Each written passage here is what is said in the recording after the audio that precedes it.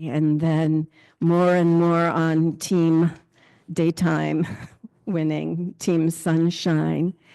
To our focus of the day, besides that, and really more than that, is the state of the world, the impact of nuclear energy, nuclear weaponry on this beautiful earth that we have.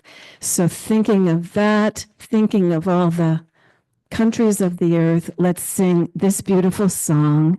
This is my song, a tribute to all nations. Bill's favorite.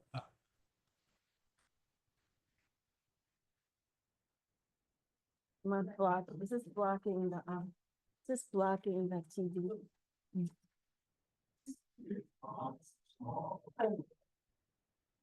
Oh, lyrics on the back, visitors. Years for land so far away.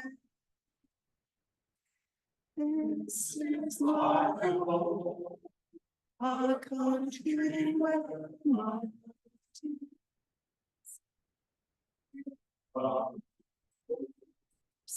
and is my home.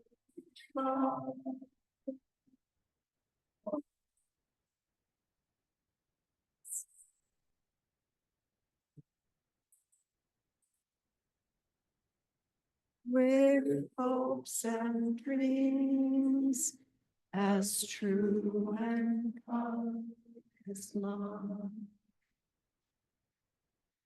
My country's skies are bluer than the ocean, and sunlight shines on clover leaf and palm.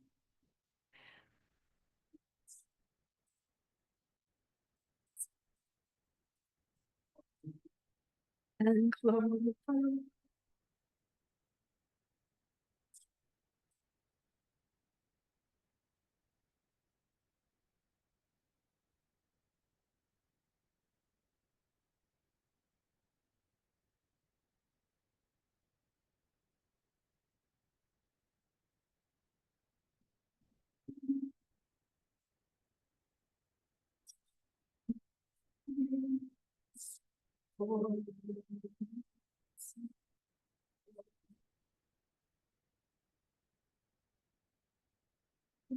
Truth and free, come to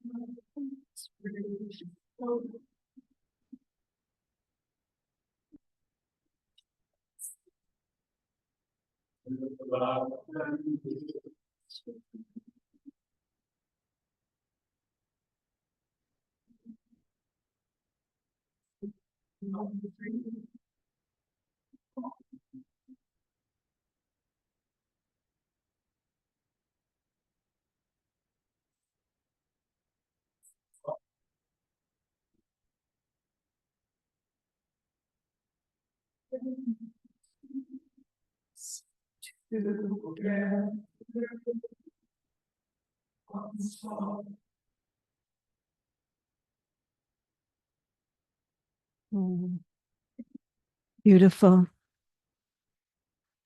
It seems like the perfect song for what we're thinking about today. And sorry about the mismatch. The words in our songbook don't quite match this version, but thanks for trying anyway to sing along. Okay. And I have copies of this in the back, but I have a little blessing for the equinox.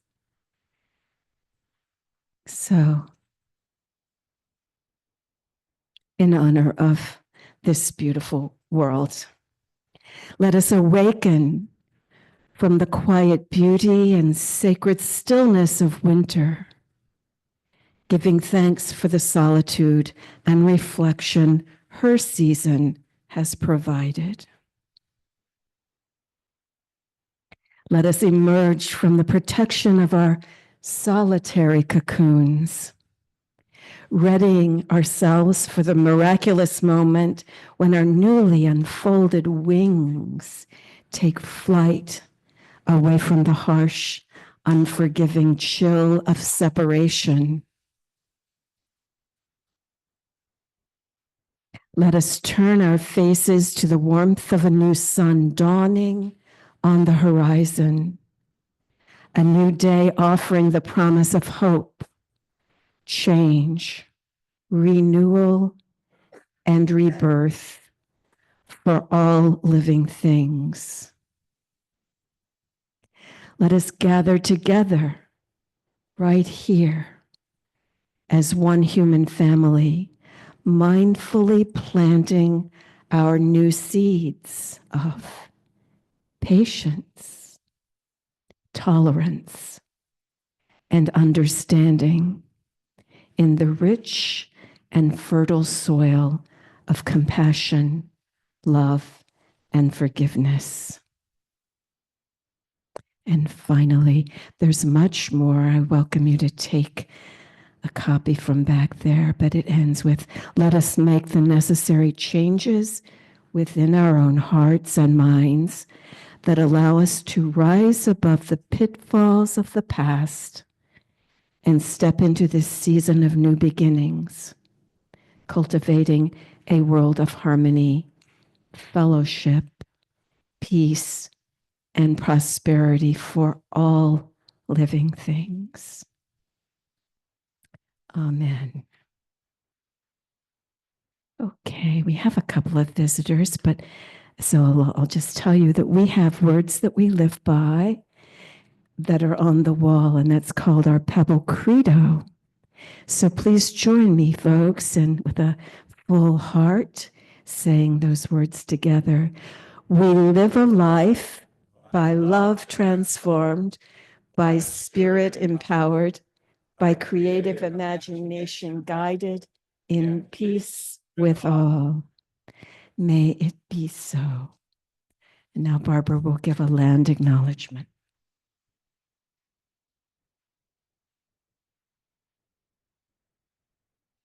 We acknowledge our presence in this place on the sacred lands of the Lenape of centuries, the original inhabitants of the land. We acknowledge their continuing presence among us to this day.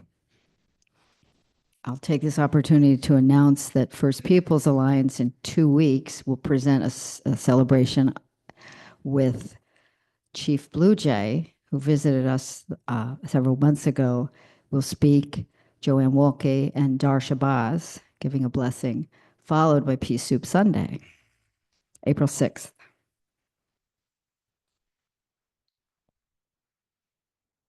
All right, who feels called to light our peace candle and say a word about peace today? Ken. Oh, wonderful.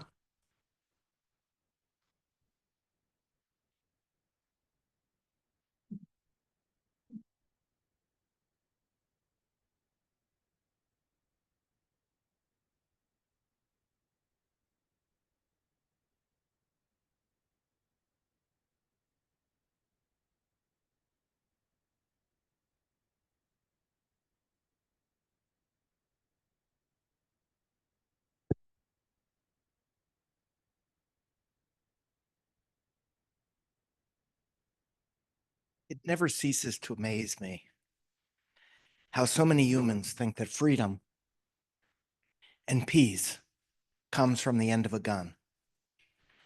Guns can kill people, threaten people, but they can't bring peace or freedom. Because if you kill somebody, their children and their parents are going to be the enemies the rest of your life. So all you can do with a gun is create more enemies. You can't create peace. over time, you'll come to realize that we only have armies because we produce an excess amount of food. Because if a soldier comes up to a farmer who can barely feed his family and himself and threatens to kill the farmer if he doesn't give him his food, the farmer tells the soldier, "Kill me." And next year, the man isn't a soldier, he's a farmer. If he wants to eat, that is. So that's my point. The offering song you'll resonate with, Ken, which Barbara found for us today. Foolish notion about wars and how they never accomplish what the powers that be want them to accomplish. So today I see a couple of visitors. I want to start with Mindy over on the side here. Just stand up and say your name and how you found us.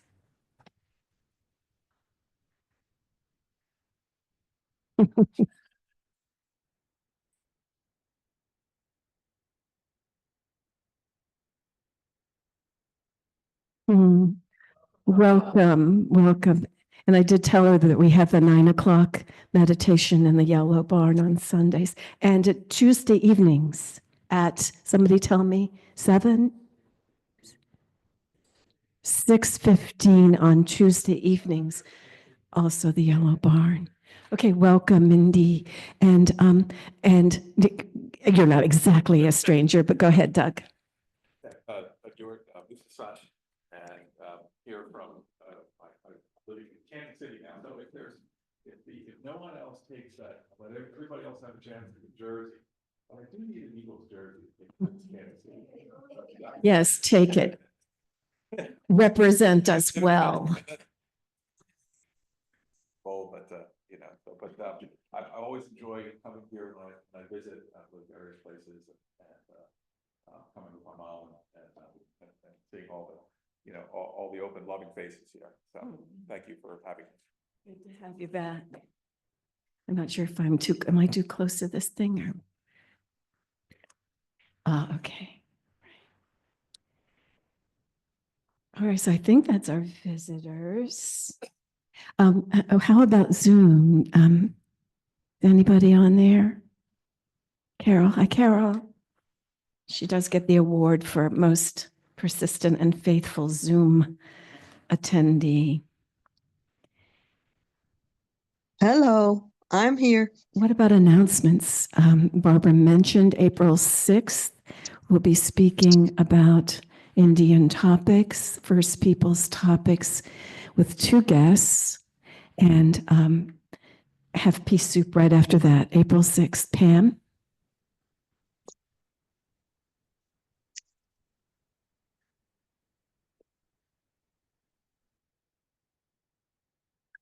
If you watch the Gmail, you probably saw this, but if anybody comes upon the the other electric tea kettle, not the one on the table here, but the one that was downstairs, being in some odd place and could put it back in the kitchen, that would be great. It disappeared from one week to the next, and we use it for the intenders on Wednesday night. So thanks.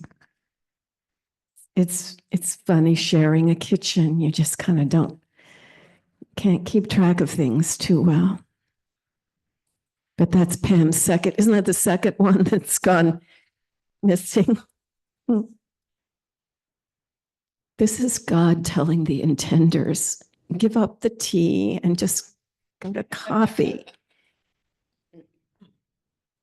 All right. Another announcement is next week we have a guest who will tell us about who attended at the UN along with Barbara and David.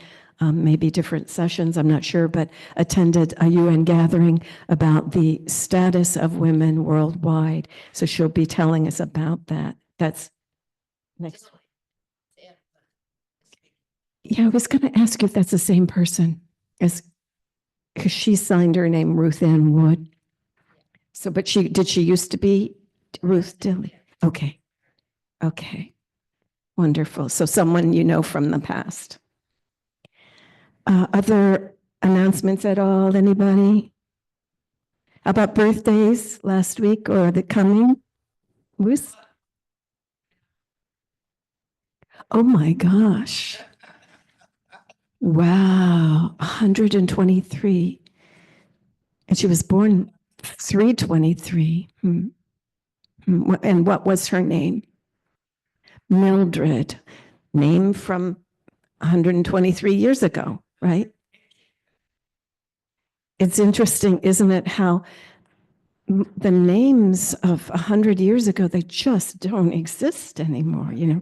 No, and 20 years ago, friends named their child Jane. And that's the first Jane I've heard of in decades, really decades. The name. No, they may work their way back around. Lately, it seems to be last names, you know.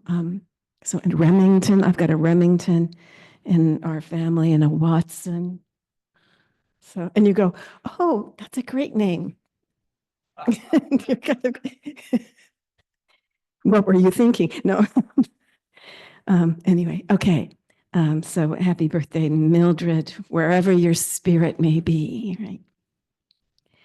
Okay, now I'm honored to have Barbara, who's going to share a story with us.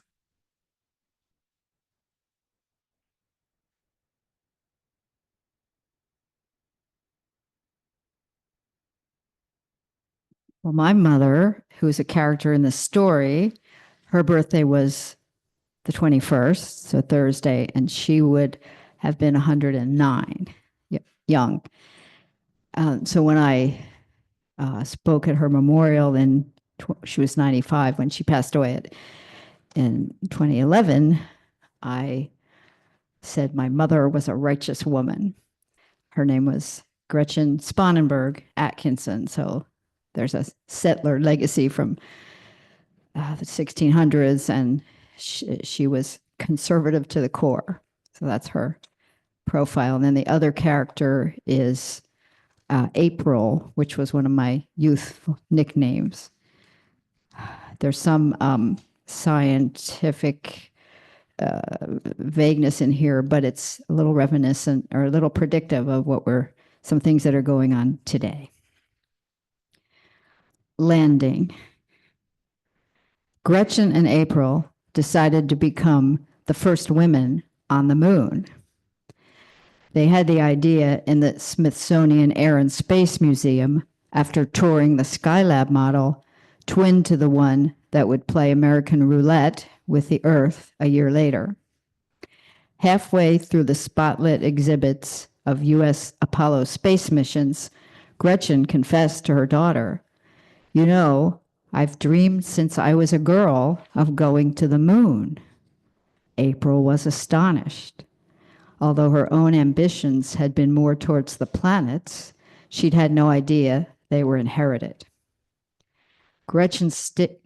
April stared at her mother as tourists stumbled from the introductory movie, dizzy with balloon visuals and Pachelbel's canon. The two women were the same height and size, but Gretchen carried herself with an uprightness unfit for one with a closet desire for flying. Outside the museum, the two walked the pebbled paths of the Croquet Lawn Mall and planned their strategy. It was late March, and they still wore wool coats. Gretchen donned a netted scarf to keep her short hairdo from the wind. That part is actual story, and there's a scene of eating that's also true, and the rest is fiction. First, they thought of infiltrating NASA. Of course, April would have to represent them, since Gretchen was beyond government employment age for astronauts, even though her security clearance would be impeccable. April had a somewhat suspicious record of feminist involvement, but no major break-ins or bombings. In any case, she had an engineering background and was in excellent health from her wheat germ upbringing. Affirmative action would undoubtedly help. And they had always known that women were much fitter for space travel than men, generally better able to endure pain and other discomforts. But as they sat down on a bench for lunch, that idea began to pale. It would take years. April would have to behave and make alliances. She would be worked out, tested and probed like a lab animal, and have to drink Tang. Once they found out how often she had to pee, she'd be eliminated. And would NASA send a woman up alone? What if she had her period, especially with the moon so close? Gretchen, long past menopause, was in some ways a better candidate, but she had arthritis and couldn't stand the training, even in disguise. They theorized that their chances of hiding her in the trunk of a spacecraft or of drugging a male astronaut assigned to the mission and suiting up Gretchen in his place were a long shot at best. "We'd better eat our lunch now, dear," said April's mother. They opened their paper bag to discover that they had carefully packed 4 slices of whole wheat bread and a small tub of natural peanut butter, but had left the knife in the motel room. "How are we going to spread this?" said April, knowing that if she were alone, the finger method would suffice. "Well, I have my toothbrush," said Gretchen. And indeed, she had brought a brush and dental floss to even this humble meal. "You'll be a bag lady in no time, Mother." Gretchen gave her a look and began to spread her sandwich. "How else can we get there?" wondered April between chews. "There are private alternative groups working on space travel, you know." She went on to explain that anyone could venture into space as long as they could fund the project. Some of these groups had wealthy patrons and were working on rockets and planning launches already. After being convinced that it was legal, Gretchen agreed. They decided to approach the largest of the space societies, appeal to its non-sexist and non-ageist sensibilities, and offer their services. On Mother's Day, 1984, Gretchen and April stepped from their ship, the Andromeda Cluster, onto the dusty bed of the Sea of Tranquility. There was no live coverage, but they were tape recording their impressions for Ms. Magazine and Pacifica Radio. In their padded silver suits, the pair were indistinguishable. Their funhouse leaps in the moon's gravity carried them equal distances and heights. As they approached the first marker of human presence, the 2 women eyed each other. "Okay, Mother, the flag can stay." After that, they walked, carefully crisscrossing the landscape, opening and closing their large resealable containers, packing out, piece by piece, all of the trash. And that's exactly, if you know either of us, what we would do.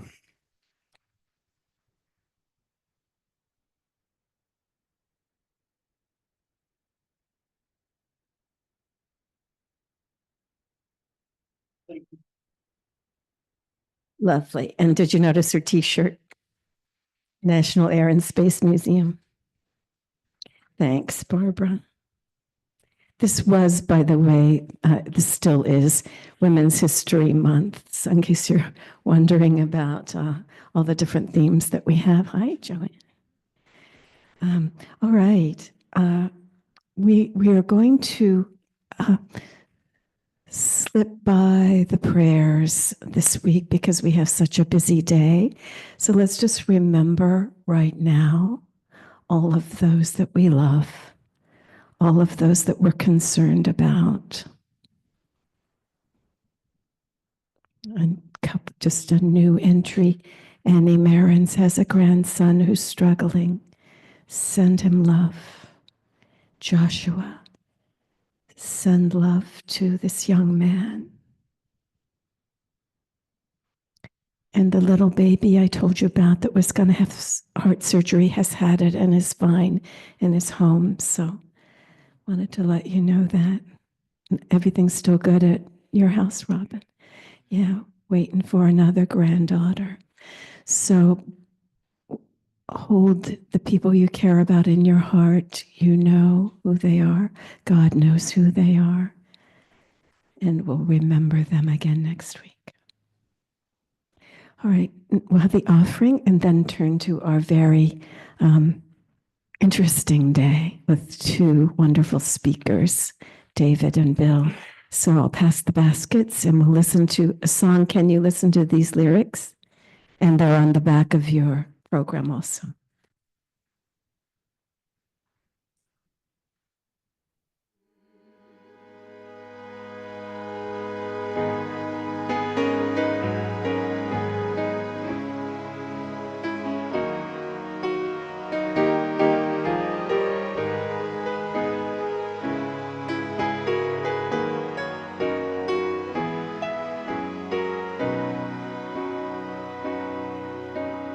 Why do we kill people who are killing people to show that killing people is wrong? What a foolish notion that war is called devotion when the greatest warriors are the ones that stand for peace. War toys are growing stronger, the problems stay the same. The young ones join the army while General What's-His-Name is feeling full of pride that the army will provide. But does he ask himself why? Do we kill people who are killing people to show that killing people is wrong? What a foolish notion that war is called devotion when the greatest warriors are the ones that stand for peace. Death row is growing longer, the problems stay the same. Poor ones get thrown in prison while Warden What's-His-Name is feeling justified. But when will he be tried for never asking why? Do we kill people who are killing people to show that killing people is wrong? What a foolish notion that war is called devotion when the greatest warriors are the ones that stand for peace. Children are so tender, they will cross the earth if they think they're saving a friend. They get drawn in by patriotic lies right before our eyes. They leave our home and then they find out once they're all alone, they're asking the age-old question, why?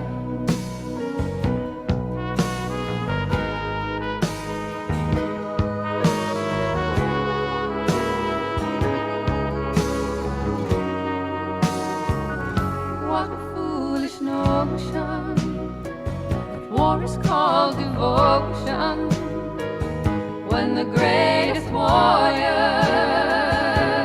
are the ones that stand for peace.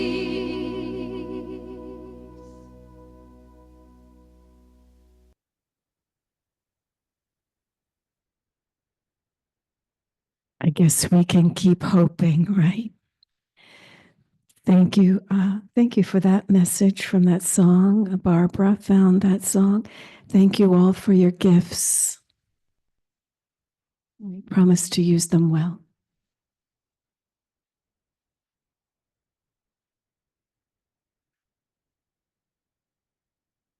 Okay, it's my joy to introduce, I guess, David first.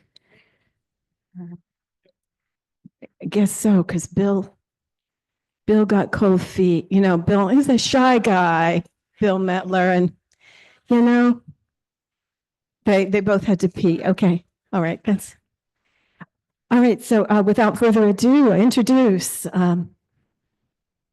David and Bill. No strangers. So for those of you who don't know us, some new people, my name is David Gibson. I'm with an organization called Peace, Justice, Sustainability Now. Our mission is our name. We believe everything is connected. I'm going to let Bill introduce himself and then I'll start. I'm Bill Metler, and I prefer a lower microphone. And I'm interested in a sustaining planet that will have a kind and bolstering climate. So we're going to do this little tag team thing here. I'm going to talk. Bill's going to come up and talk. We have a little action piece, and then we're going to have a close and little questions and answers. So I was asked to speak today in honor of the recent equinox of 2025. An equinox, what's an equinox? I've heard that many, many times. I wasn't quite sure what it was, so I looked it up. An equinox is one of 2 times a year when the Earth's axis is tilted neither towards or away from the sun, resulting in approximately an equal day and night lengths across the globe. Occurring around March 20th, that's the vernal or the spring equinox, which just occurred, and September 22nd, the autumnal equinox. So why is that important? Equinoxes are important because they mark the transitions between the seasons.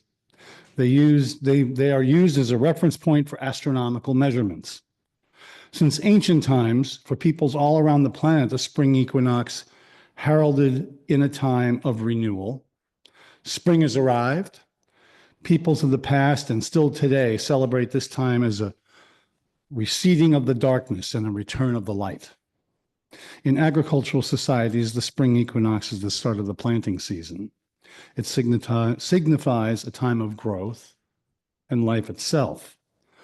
Many cultures around the world celebrate spring equinox with huge festivals.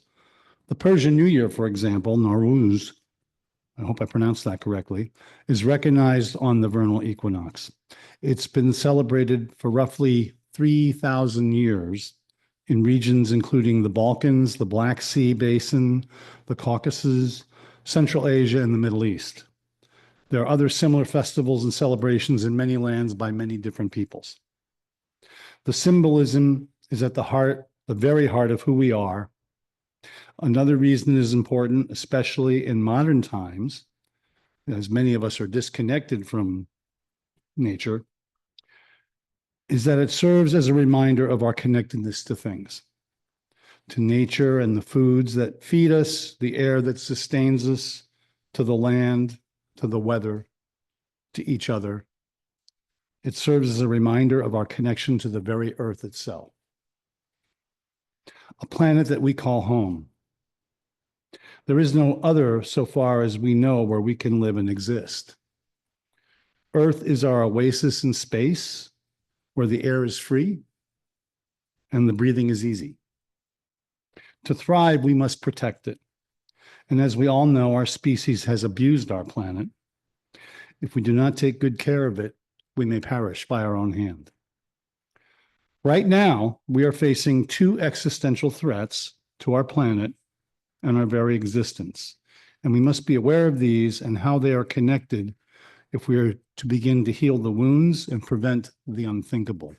I've spoken about this before. These 2 threats, as I have spoken about before, are the twin threats of the climate emergency and the proliferation of nuclear weapons. With around 12,000 nuclear weapons, 9 nuclear-armed states possess the capacity to destroy humanity and devastate the environment through war.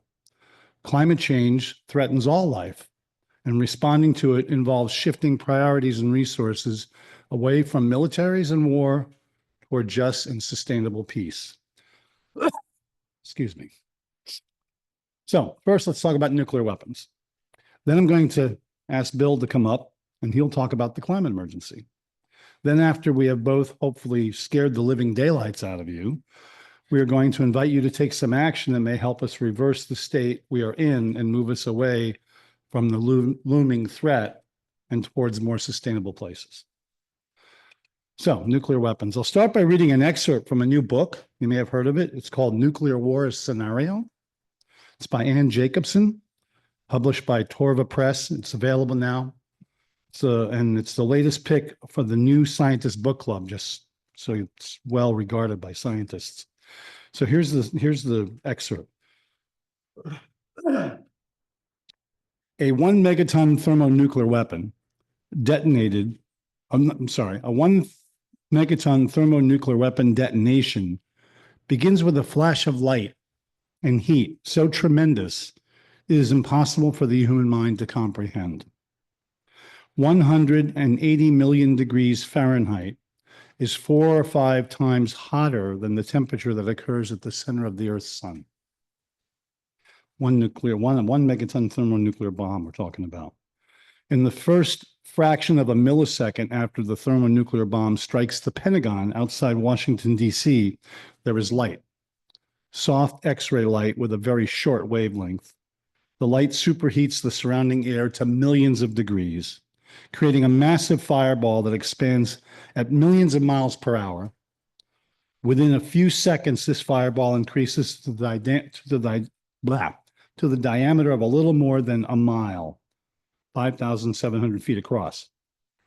Its light and heat so intense that concrete surfaces explode. Metal objects melt or evaporate. Stone shatters. Humans instantaneously convert into combusting carbon.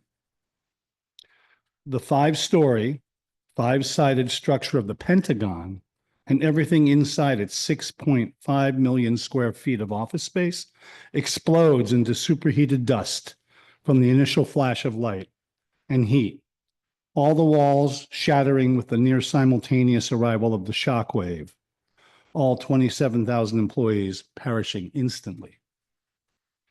Not a single thing in the fireball remains. Nothing.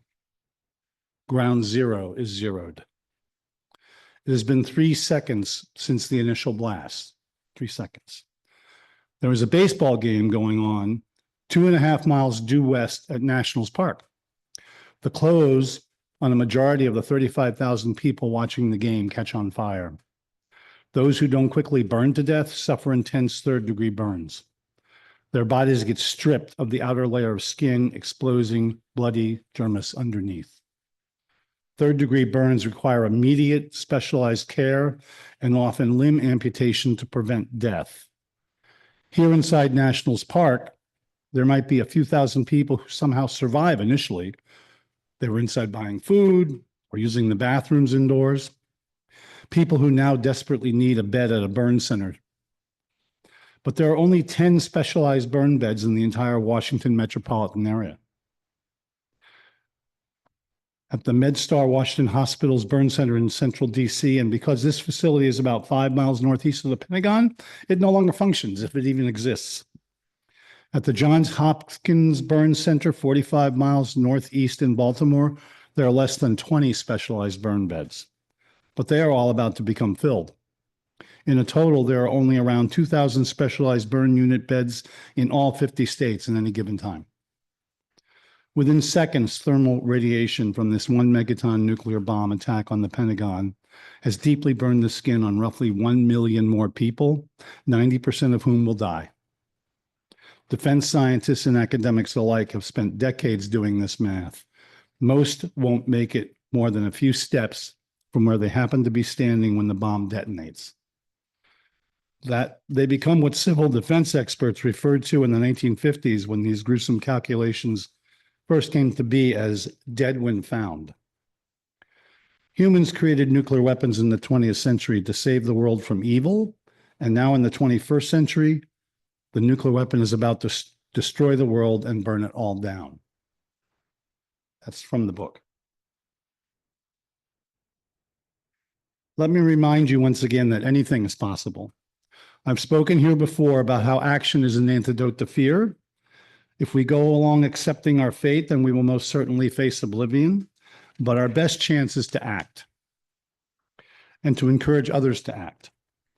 To paraphrase Bobby Kennedy Sr., each time a person acts, they send forth a tiny ripple of hope. And crossing each other from a million different centers of action, those ripples build a current that can sweep down the mightiest walls of repression. Remember, I have told you how people acting together all over the world compelled governments to reduce nuclear weapons from 70,000 warheads to around 12,000 nuclear warheads today. We need to finish the job before they finish us. So we have a letter writing campaign as part of a bigger campaign to end this madness. I'm going to pass this around. But I'm not going to ask you to write a letter today because we're going to ask you to write another letter. Before I go, though, I'm going to give you a homework assignment, and that's to take this form, write a letter on your email, and then it's going to be a letter to the CEO of Northrop Grumman, telling them to scrap a new missile that they want to build that they're getting billions of dollars for, called the Sentinel missile. Then once your letter is written, I want you to email it to us. We're going to print them out and make sure that they're delivered to these people. So you see, this is one element in a larger campaign to take one weapon system, the Sentinel nuclear missile, and stop it, right? This will cost us over $300 billion in 10 years, this one missile, which is not needed. It encourages Russia and China and North Korea all to build more nuclear weapons. This is how we reduce them before, back in the 70s and 80s. Back then, it was the MX missile. They wanted to build 100 of them and place them around the country. It caused the Soviets to start planning their own new nuclear weapons. It took us 10 years, but we stopped the MX missile. They built 50 of them and deployed them. We rolled them back. We got rid of them. There are no MX missiles left. That led to new arms control agreements with the Soviets. We reduced warheads to the point they are today. It worked once. We think it can work again. So I'm going to just pass this around, and I'm going to call up Bill Metler, and then we're going to have a little brief wrap up and a Q&A. Thank you.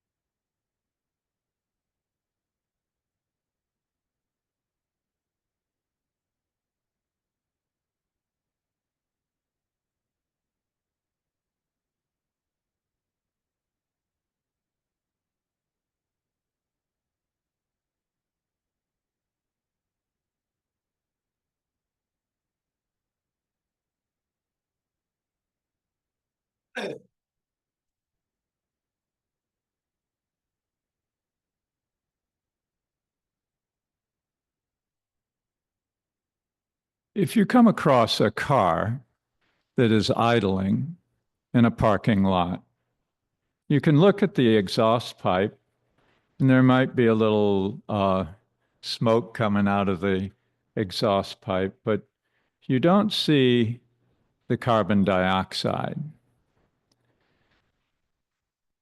Carbon dioxide from my car puts its weight, the car's weight of carbon dioxide in the atmosphere every year. So every car on the road is putting its weight of carbon dioxide in the atmosphere. This is one of our engines, the car engine. And of course, industry and all the other needs for energy, for heat, and all of that is putting carbon dioxide in the atmosphere, along with methane and other greenhouse gases. All of our engines have made a thick, invisible cloak, a coat around the Earth. And the Earth is heating up as a result. The sun's heat cannot escape, all of it cannot escape the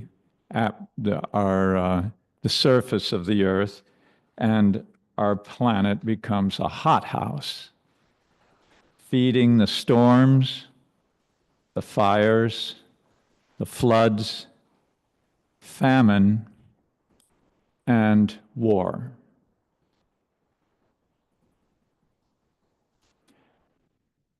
At the same time, the sun, the wind, the movement of water, and the heat from inside the earth give us the cleanest, most inexpensive energy to replace the fossil fuels that we're currently burning right now. These are the renewable elemental energies: the sun, wind, heat from the earth, the movement of water. The idea is to power civilization with this renewable electricity and electrify everything. That is our goal, is to eliminate fossil fuel burning for energy. The Inflation Reduction Act was passed in 2022, and it is to begin this quest to develop renewable energy and electrify everything.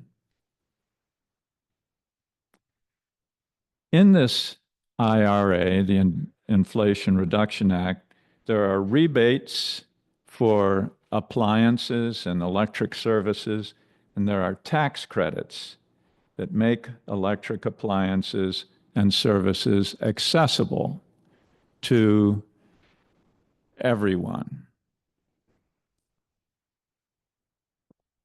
Now, though, in 2025, the Republican House is looking for budget cuts.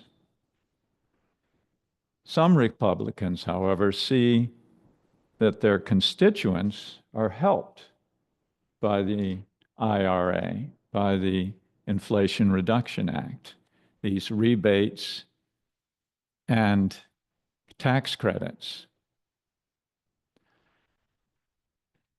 I had a dehumidifier that costs a lot of money to run, and it took care of the humidity in the basement. And I heard about the heat pump hot water heater. My hot water heater had sprung a little leak, and I knew it was only a matter of days before it was going to dump its contents onto my basement floor. So I bought this heat pump hot water heater, and it takes the heat out of the air of the basement and heats up the water in my water tank. And it costs a lot less money to run because it's electricity and not natural gas that's running it. And this heat pump hot water heater eliminated the need for my dehumidifier. So I got rid of 2 costly appliances with one purchase, one hot water hot water heat pump. Thanks, Joanne.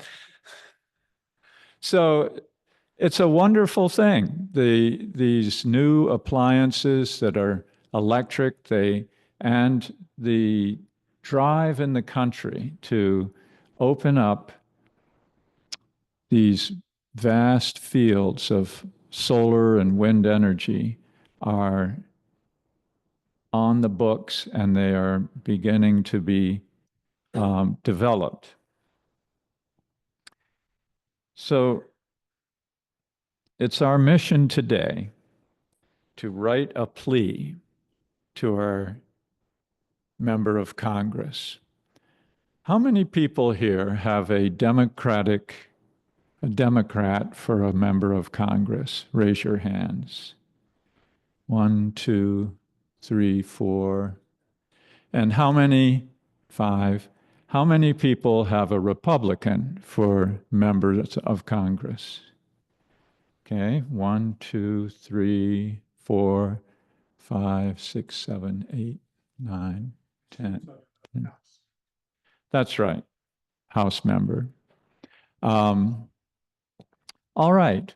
Well, for those of you that are represented by a Republican, we're lucky that you're here today because your Republican is probably Brian Fitzpatrick or perhaps another Republican.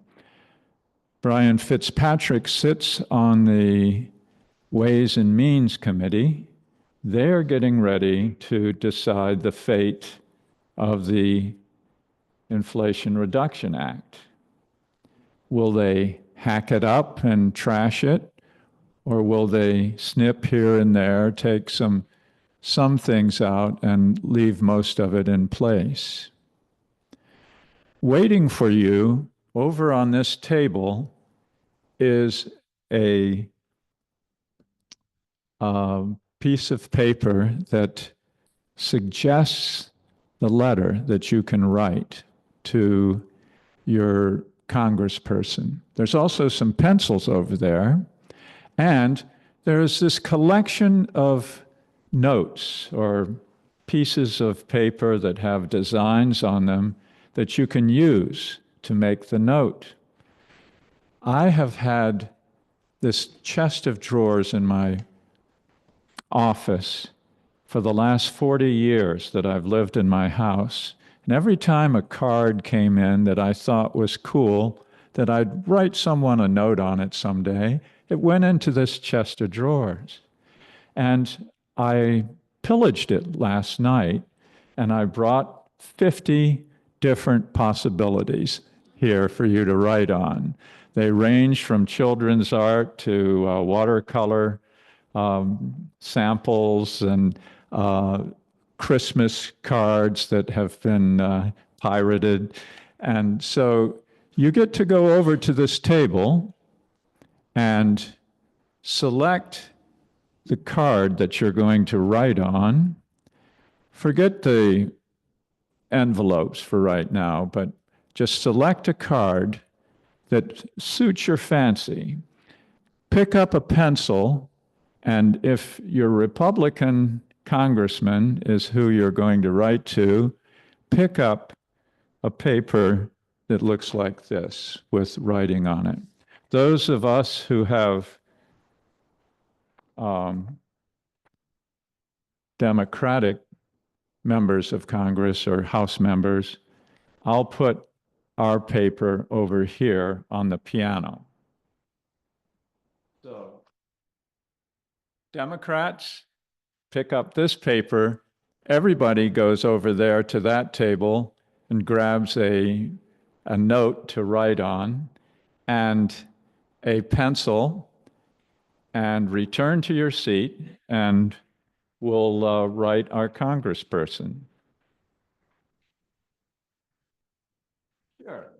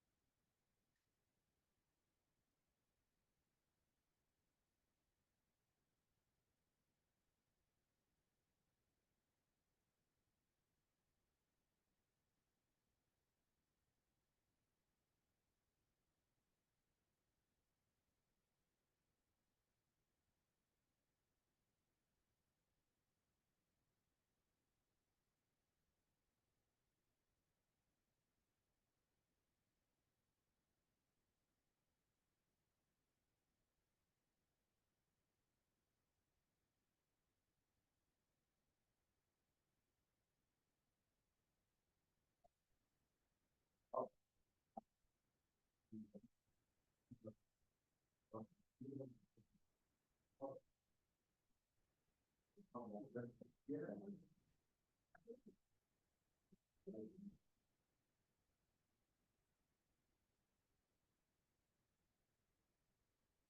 you have a Democratic? Do you live in Bucks in Montgomery? Philadelphia? Oh, yeah, you probably have a Democratic. Yeah, that's probably Dwight Evans or Brendan Boyle. Yeah. That's, okay. Oh, good.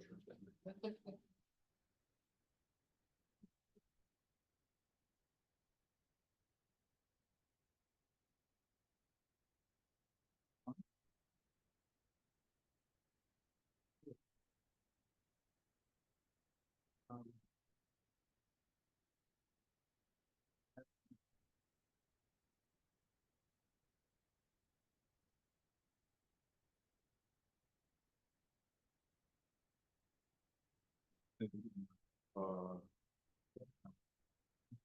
Delaware County. Montgomery County, that's not really. Yeah. You are.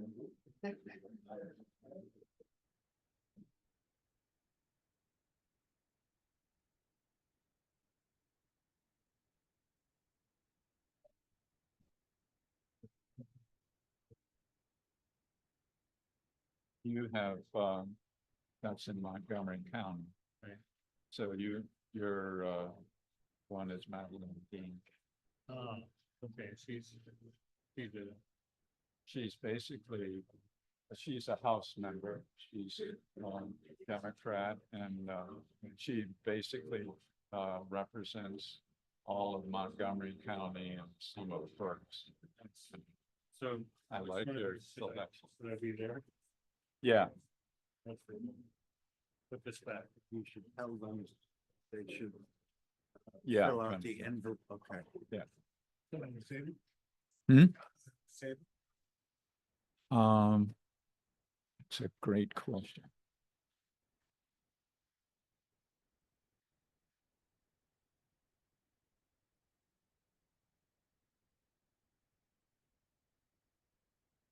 Ladies and gentlemen, brothers and sisters, when you're finished with your letter, put it in this basket here, which will be over on the card table. If you could take that over there. And this paper that you've picked up, there's a suggested note at the bottom of the paper that begins, "Dear Rep. Brian Fitzpatrick, Madeline Dean." And it gives the structure of your letter that you'll write and a plea to make it in your own words. And if you're writing to a Republican, then you are pleading to have them support the IRA. And if you're writing to the Democrat, you're asking them to promote permitting reform, which is a encouragement of solar wind energy to make it happen faster.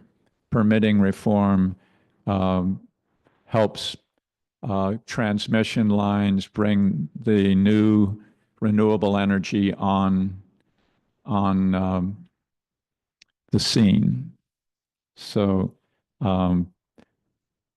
if you have any questions about your letter, I'm available right here.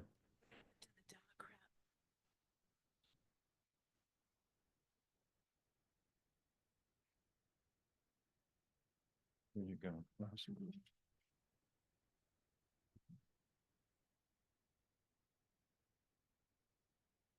And there's some pens and pencils over on the table too.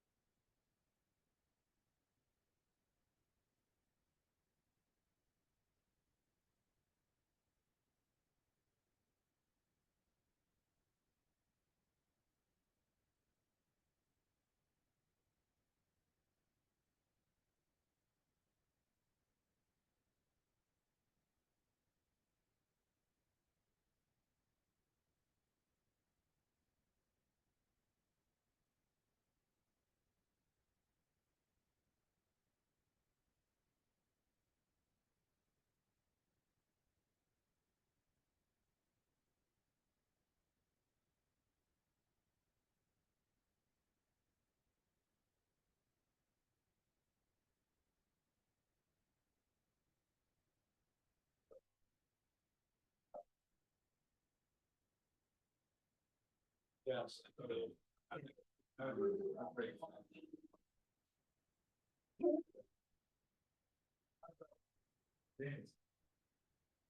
Yes, this question goes through them. How would you? I think that's a great question. Yeah, that's right. So, if you get,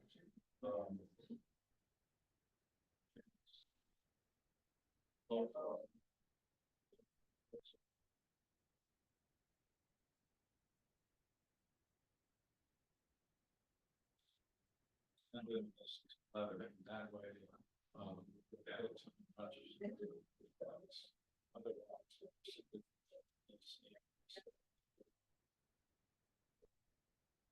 Oh.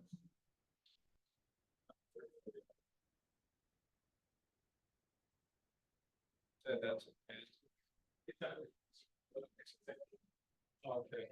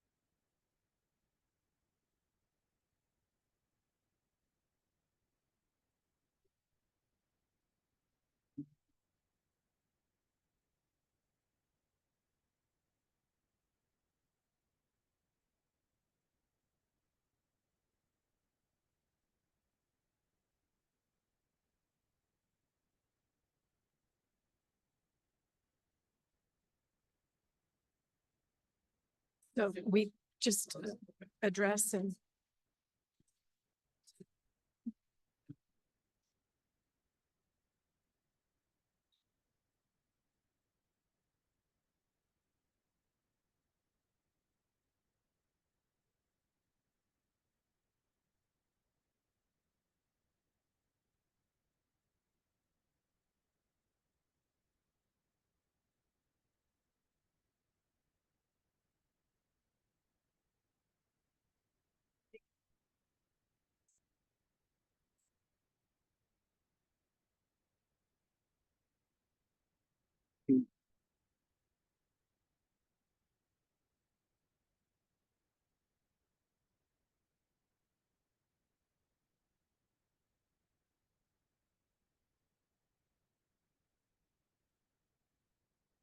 So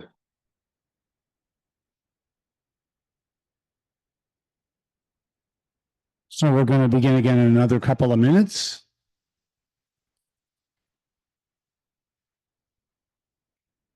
You didn't get one?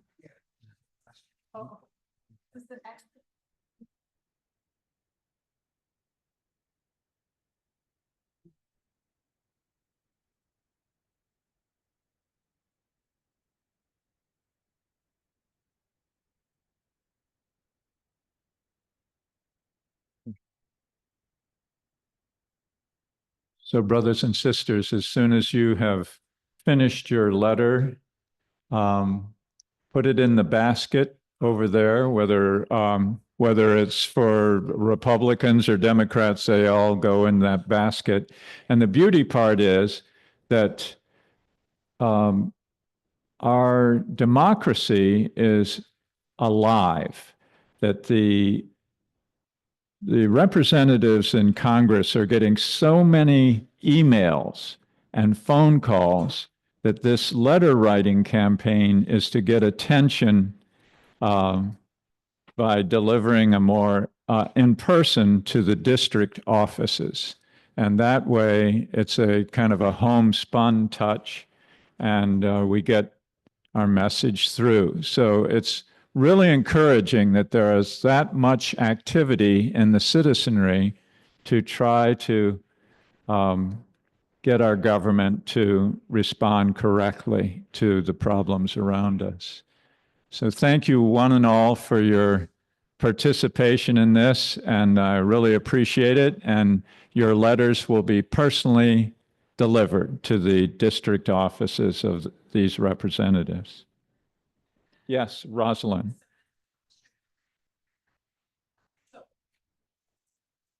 I'm gonna explain.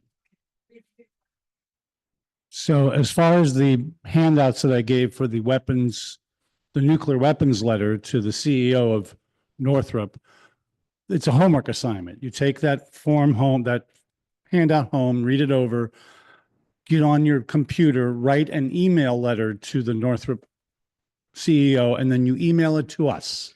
And we're going to be delivering them throughout the year. So we're doing this at other locations and having people email us these letters. We print them out, and we send them, at times we're going to be going to their offices and delivering them. So it's a little bit more gimmicky, but it's still the kind of the same thing. Yes. Exactly. The email is on at the bottom of the flyer. So you email us the letter and we will print it out. You can also go to our website and do this. And there you can actually contribute $1 for postage, but we've got it. So now, one other thing about these letters and cards, what Bill was saying, how right now with the current climate and people coming out and speaking out, we do a thing at McCormick's office in Philly every Monday called Mondays at McCormick's, and we have speakers about different issues and whatever. And at the end of each time we're out there, we do this with cards, and we hand out little, 3x5 cards, and people are writing personal notes, and then we're taking them into the office and leaving them on their desk. So this is happening all over the country. So I think we're getting our message through. Now, just to wrap up, so nuclear weapons, the climate crisis, the climate emergency, how do these two existential threats connect? Well, they connect very, very well. I'll just go over how. Here's how. The military itself is a major driver of the climate emergency. Retired U.S. Army General and former CIA Director David Petraeus said in 2011, energy is the lifeblood of warfighting capabilities. War and the military overall require significant energy. It's mostly derived from fossil fuels. Between 2001 and 2017, since the beginning of the U.S. war on terrorism, with the U.S. invasion of Afghanistan, the military emitted 1.2 billion metric tons of greenhouse gases. 1.2 billion. More than 400 million metric tons of greenhouse gases are directly due to war-related fuel consumption. These estimates are based on the data from the Department of Energy because the Pentagon withholds fuel consumption data from Congress. The U.S. military has begun to decrease greenhouse gas emissions, but there is room for much deeper cuts. I don't have it here in front of me, but there's also a fact sheet I saw how one U.S. jet, when it flies, burns up as much fossil fuels as like something like 100 cars for a year or something like that. That's not the exact figure, but the point is they burn up a lot more than your average car. And they use them all the time. Even if we're not at war, they're always flying them because they have to put in so many person hours flying to maintain federal funding flowing to their base. Armaments in the military. Both do not appear in the Paris Climate Agreement, meaning that they're not obliged to report to the Intergovernmental Panel on Climate Change and their climate action and progress. So we don't even know whether or not the military is meeting climate reduction goals. Environmental impacts of war start long before war begins. Building and maintenance of military structures requires extensive natural resources. War causes destruction to ecosystems, species loss, and creates the potential for invasive species. Other impacts: deforestation, waste dumping, soil and water poisoning, crops destruction, reduction and extinction of animals and plants. Many regions marked by war take decades to recover. Our military bases, they're trying to green them. The military is trying to make them greener because climate change, many of our military bases are located in places where as the seas rise, they're going to get covered with water. So they're trying to save them. Kind of ironic. By the way, does anybody here know how many military bases we have, the U.S.? Anybody have a guess? bit higher, bit high. Actually, we have about 900 military bases around the world, we think. We're not even sure. The Pentagon doesn't even know because they have some little bases that are just forward placed, armaments in case they have to go somewhere. Anyway, our demands. Our group is working hard to unite peace and environmental activists in Pennsylvania. We're stronger together. To the U.S. and the other 8 nuclear-armed nations, our demands are pretty clear. Sign the Nuclear Test Ban Treaty, which has not yet been ratified, and sign on to the Treaty on the Prohibition of Nuclear Weapons, which makes nuclear weapons illegal. Negotiate a fossil fuel phase-out treaty at the UN. Eliminate your nuclear weapons. Use all those human and financial resources to cut global carbon emissions in half by 2030 and to no more than the Earth can absorb by 2015. This is not a politically realistic demand. This is not a polite request. It's what's needed for our survival as a species and a planet. It is what we demand because nothing less than that is enough. We demand a future. Thank you.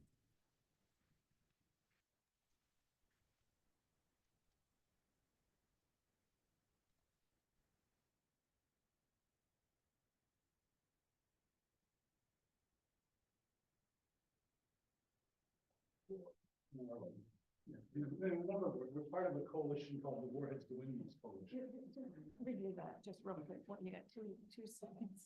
Those demands come from a coalition that's based in Massachusetts of organizations around the country called the Warheads to Windmills Coalition. It's environmental groups and national peace groups all working together on this connection between the climate emergency and nuclear weapons. So those are our demands. So, guys, it's my pleasure to introduce, we have a guest. Barbara's going to introduce her, but it was just a wonderful encounter last late summer where Barbara met this wonderful individual, Lindsay Troyer, and she's going to help us revive the garden. So go for it. Here's Lindsay, and I guess we're going to do a little walk around afterwards, are we? Still? Okay, so anybody that wants to join in and checking out the perimeters or, the parameters of the new garden or the existing garden and how it's going to change. So thank you. Yeah. Good to meet thank you. Thank you all for having me. I figured I'd come up here so everybody can hear me better. Sorry, I'm short. I'm Lindsay Troyer. I'm sorry I missed the whole service. It sounded really amazing. You're talking about the climate crisis. I think it leads right into your support and energy to support me and some of my volunteers and folks to grow food here at the church again. I think faith-based organizations have this really unique and wonderful opportunity, especially when they have land, to give land, to grow food, to serve our community, right? What's not more a part of a mission of a community space like this, right? So I'm very lucky. I've been growing food my entire life. I grew up with Amish grandparents, interestingly, but we've been growing food for sustenance and for enjoyment. I got to study food policy and sustainable agriculture as my bachelor's. Went to Delaware Valley University here, studied public policy, also with food policy and agriculture, along with starting some community gardens along the way, and always finding a way to stay involved with growing food and being in the soil. And I've also felt a really strong purpose and pull to grow food for others, especially for donation. I feel that everybody deserves access to fresh and healthy food. And so where I am now, here while at Delaware Valley University, it was the height of the pandemic. So there was a lot of limitations in being on campus, except that we had this really large community garden there. And so I kind of took over growing and would put everything that we grew in community fridges and pantries all over the Philadelphia area. And this started the Good Folk Project, or Good Folk, we call it for short. This is the small nonprofit I started at the time, and really focuses around connecting folks to growing food, however that looks. So it could be in your own backyard. It doesn't necessarily have to be grown to be put back into our hunger relief, but it is where I particularly feel passionate. And over the last 5-6 years, I've worked in Bucks County in hunger relief with the Bucks County Housing Group, with Rolling Harvest Food Rescue. These are folks that have food pantries and other distribution systems to try to get food to those folks who really are, the most vulnerable, especially those that are going to be even further targeted, unfortunately, and currently. So as a mission and as a purpose, I have a few folks that are as part, they're part of the Good Folk team, but we have a larger network of volunteers all over here and even across the river in New Jersey. As satellite projects, we help support the Frenchtown Farmers Market. There's another project there called Studio Route 29. It's a nonprofit that serves adults with disabilities and gives them vocational skills and other life skills. So we put in some raised beds there for those folks, and potentially are going to help set them up to maybe sell some of the things they grow at the Frenchtown Farmers Market. In addition to that, I'm partnering with folks at the Tile Works here in Doylestown too. They have a small community garden that they're looking to expand. Ideally, all of these projects will help feed our hungry neighbors, right? And so some of the places, just so I might be talking too much, you guys, but I get kind of excited to talk about it. And I apologize. So some of the partnerships we have are not only still with like the Doylestown Food Pantry and some of these larger food bank systems. Fresh Connect has large scale, like when I say large, Doylestown Food Pantry, for example, might serve anywhere between 40 and 80 families at one food distribution. Fresh Connect, which is a partnership between United Way, Bucks County Opportunity Council, and Rolling Harvest Food Rescue, they might serve anywhere from 150 to 300, maybe 400 even families in one food distribution. And so they welcome any and all fresh produce that they can get for these families. And they're all over Bucks County. And along with those distribution sites, I'm forging ahead with some new partnerships based on some of the other nonprofits that I've been able to connect with, including Immigrant Rights Action. There's also folks at Deep Run Mennonite Church who currently help serve some ESL students and their families. And so they're looking to get involved, even just growing food too and helping harvest. So we have this really unique opportunity.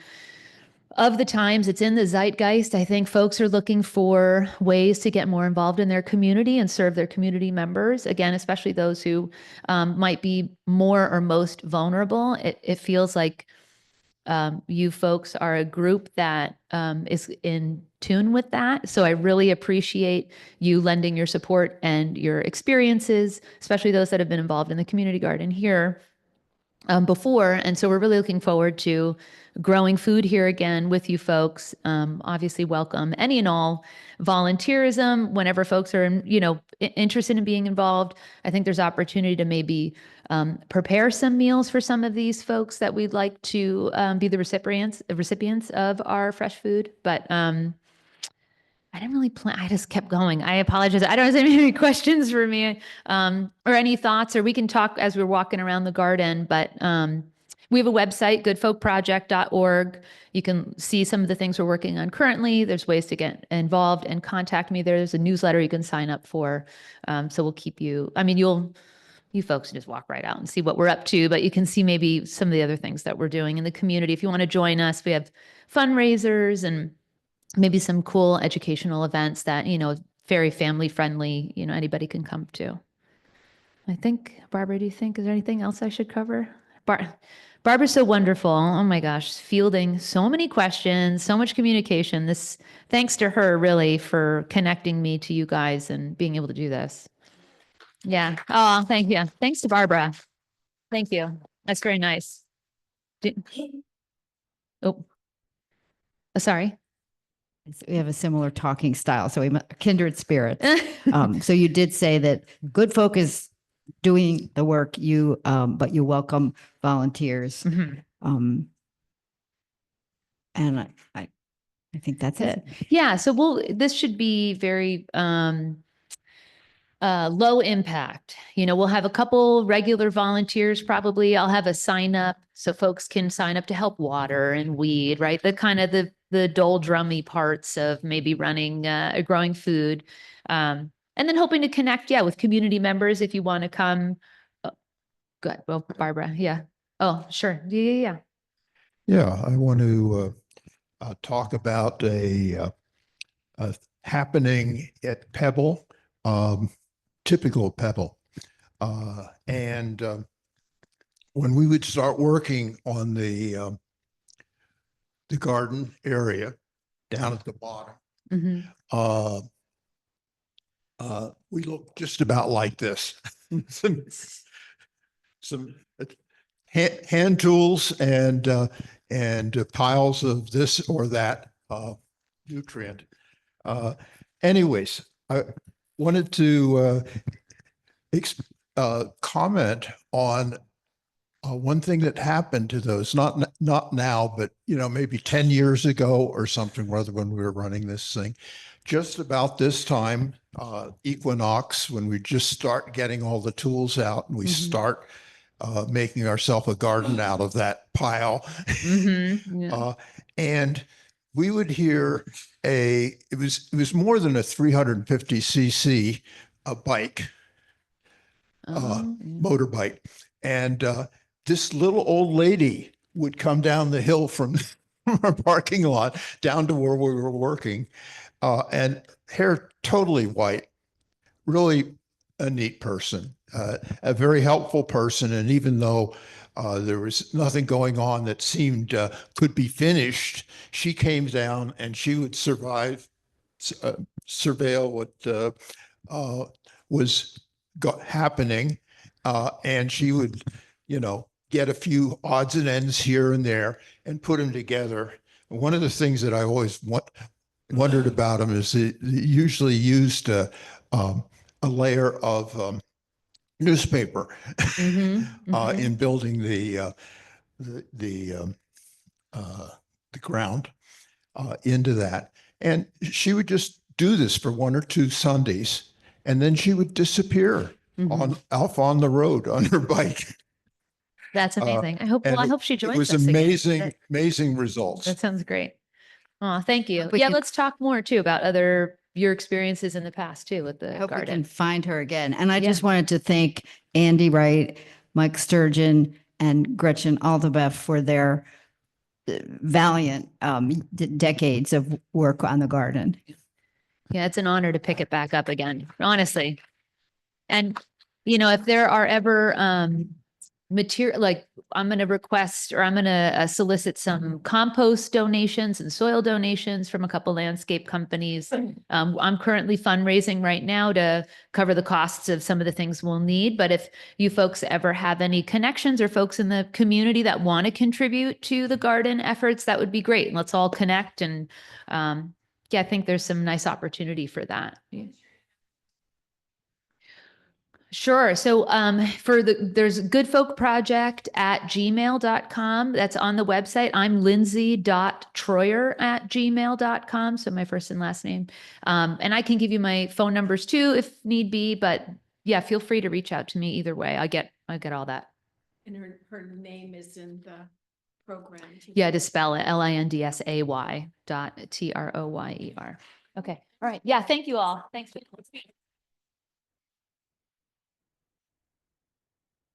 And I hear, Lindsay, that the daycare folks, that Stephanie was kind of excited about you guys, about the garden coming back, and maybe the children might be able to get involved with that. So that's exciting. That's, it just feels good. It feels good. Yeah. Although, isn't it, I thought the kids weren't allowed to do that. Yeah.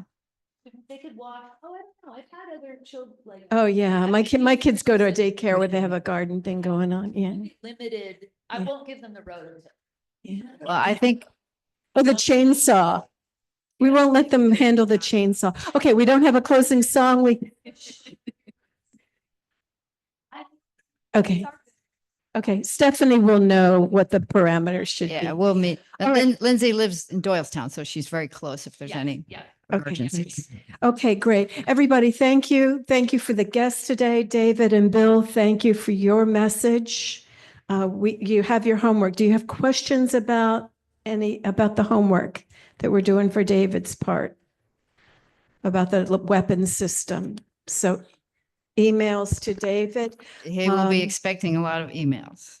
from- Yeah, I mean, I will confess to finding an old postcard campaign thing in my purse that I never followed up on, one of Bill's. So it's very easy to have good intentions and go home and forget about it. So try not to do that.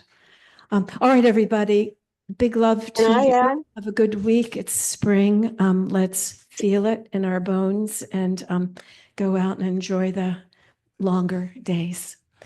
All peace to you. Can I add? Can I add? Hello, Zoom, hello, Zoom. Hello, Zoom.